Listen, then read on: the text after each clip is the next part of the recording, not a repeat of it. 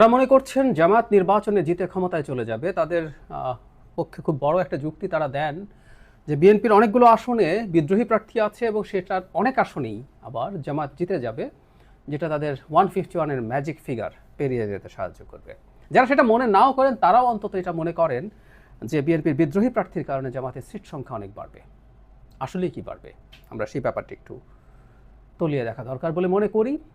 তথ্যটা প্রাথমিকভাবে জেনে নেই। ৭৯টা আসনে বিএনপির বিদ্রোহী প্রার্থী আছে, আবার কোনো কোনো আসনে একাধিক আছে, সেখানে তাতে টোটাল দাঁড়ায় ৯২ জন।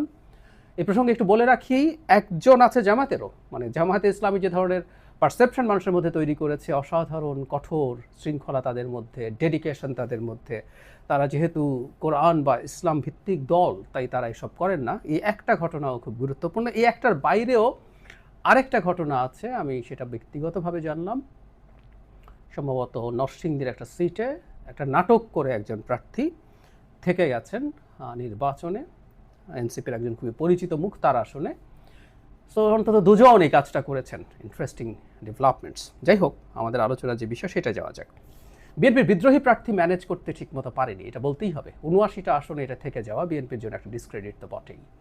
কেন তারা পারেনি সেই ব্যাপারে আমার দুটো হাইপোথেসিস আছে। সেকেন্ডটা বেশি গুরুত্বপূর্ণ। আগে প্রথমটা যদি বলি, সেটা হচ্ছে এবার নির্বাচন করার মতো মানুষ অনেক বেশি জমে গিয়েছিল, প্রচুর মানুষ। 3টা নির্বাচন যেহেতু হয়নি, তাই বিএনপির ক্যান্ডিডেট জমে গিয়েছিল। এমপি হওয়া হয়নি অনেকের। যিনি পলিটিক্স করেন তিনি এমপি হতে চান, মন্ত্রী হতে চান, এটা খুব স্বাভাবিক। রাজনৈতিক দল মানেই হচ্ছে মানুষ ক্ষমতায় যেতে চান, কেউ কেউ বলছেন যে দায়িত্বে যেতে চান, যেভাবেই বলি। ২০০৬ সাল বিএনপির শেষ ক্ষমতায় থাকার সময় ছিল। সেই সময় যে মানুষটার বয়স ৫৫ ছিল, বাংলাদেশে এমপি হওয়ার জন্য, এমপির হতে চাওয়ার জন্য একটা খুবই ভালো বয়স। সারা জীবন এর আগ পর্যন্ত রাজনীতি করে তিনি নমিনেশন পাননি। ধরে নিলাম ইনি ভাবছিলেন যে পরবর্তী নির্বাচনে নমিনেশন পাবেন। সেই মানুষটার বয়স এখন 76, আর যার বয়স ৬০ ছিল তার বয়স ৮০ পেরিয়ে গেছে। ফলে কিছু কিছু মানুষ আছেন যারা অন্তত শেষবারের মতো নির্বাচন করতে চেয়েছিলেন, কিন্তু দলের তো নানান হিসেব নিকেশ থাকে, জনমত থাকে, এর বাইরেও বড় দলগুলোর নানান হিসেব নিকেশ থাকে, তাকে অনেকভাবেই সিদ্ধান্ত নিতে হয়। তিনি যখন নমিনেশন পেলেন না, তিনি দাঁড়িয়ে যেতে থাকলেন। এর চাইতে জরুরি কথা হচ্ছে একটা ভীতির জায়গা আছে। এবার নির্বাচনে যেটা খুব সহজ হবে আমি মনে করি, অনেকে বিতর্ক করতে পারে, সেই বিতর্কে এখন ঢুকছি না।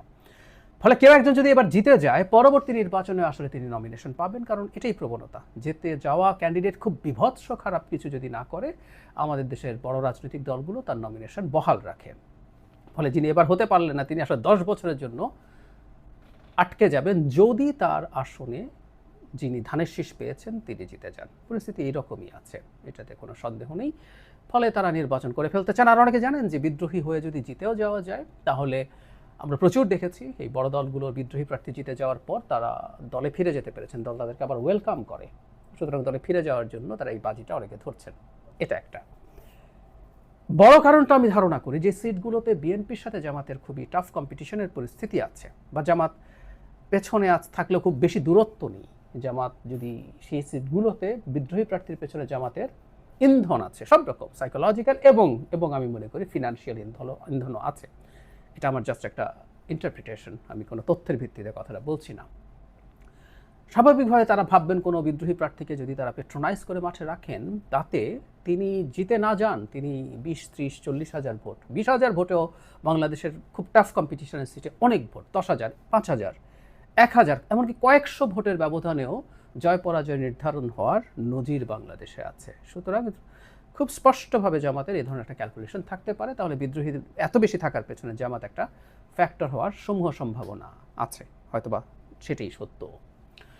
এখন সেই প্রশ্নটা করছিলাম যে এটা কতটা প্রভাব রাখবে, বিদ্রোহী প্রার্থীরা কতটা বড় ইম্প্যাক্ট রাখতে পারে। আমি মনে করি ইম্প্যাক্টটা আসলে খুব বড় হবে না, খুব বড় হবে না। কারণ হচ্ছে, মানে যে কারণে বাংলাদেশে এবার জামাতের যতটুকু ভালো করার কথা বলে মনে করেছিলাম ততটুকু ভালো হবে না, ঠিক একই কারণে। সেটা হচ্ছে যে প্রার্থীটা, যে পার্টিটা জিতে যাবে, যে পার্টিটা ক্ষমতায় যাওয়ার সম্ভাবনা আছে, সেই পার্টির মার্কাকেই মানুষ ধরে ভোট দেবে। হতে পারে যাকে নমিনেশন দেওয়া হয়েছে তাকে অনেকে পছন্দ করেন না, এবং হতে পারে যে নেতাকর্মীদের একটা অংশ তার সাথে থাকছেন না, কিন্তু ভোট শুধু নেতাকর্মীর কাজ না। নেতাকর্মী মানুষের বাড়ি বাড়ি যেতে পারেন। আমরা ধরে নিলাম যিনি নমিনেশন পাননি, কোনো কোনো ক্ষেত্রে তার সাথে অনেক বেশি নেতাকর্মী কাজ করছেন। নেতাকর্মী কাজ করলেই, বাড়ি বাড়ি গেলেই মানুষ গিয়ে সেই ব্যক্তিকে ভোট দিয়ে দেবেন অন্য একটা মার্কাতে, এটা খুব সোজা না। আমরা দেখেছি অনেক বড় বড় পরিচিত মানুষ দল থেকে বেরিয়ে নির্বাচন করে ভালো করেননি, মূলত এই কারণে। এই কারণে আমরা দেখব ছোটবেলা থেকেই আমার খুব মনে পড়ে যে আমাদেরকে মার্কা মুখস্থ করার হতো। মার্কাটা কি?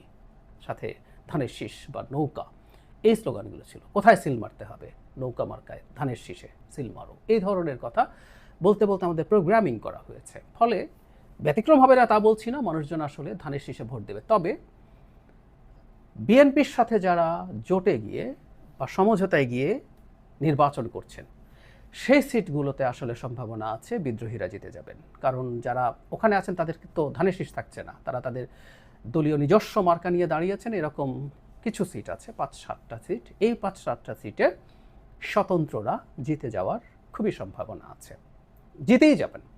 কিন্তু যে কথাটা বলছিলাম জামাতের প্রভাব, যে সিটগুলোতে জিতবেন না কিন্তু অনেক হাজার বা বেশ কয়েক হাজার ভোট তারা পেতে পারেন, সেগুলোতে জামাত আসবে কিনা।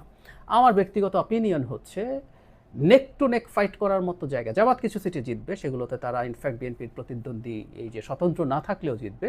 সেই সংখ্যাটা কেউ অনেক কিছু বলেন, আমি অনেক কিছু মনে করি না। কিন্তু নেক টু নেক ফাইট আছে, এই সংখ্যা আসলে খুব বেশি না। এবং সেখানে শর্ত হচ্ছে উল্লেখযোগ্য সংখ্যক ভোট স্বতন্ত্রকে পেতে হবে।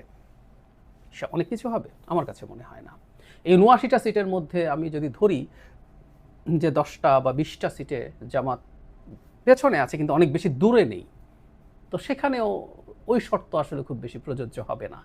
যদি 20টাও ধরি, তার যদি অর্ধেকও যেতে জামাত, কাগজে কলমে বলছি 10টা সিট বেশি জিততে পারে সর্বোচ্চ, তাহলে জামাত যা সিট পাওয়ার কথা তার সাথে 10 যোগ করতে হবে। এখন কত পাওয়ার কথা এটা নিয়ে আমার ধারণা আমি বলেছি আগেও, আবার একটু বলতে চাই যে বিএনপিটা বললেই আমার মনে হয় জামাত ধারণা করা যেতে পারে।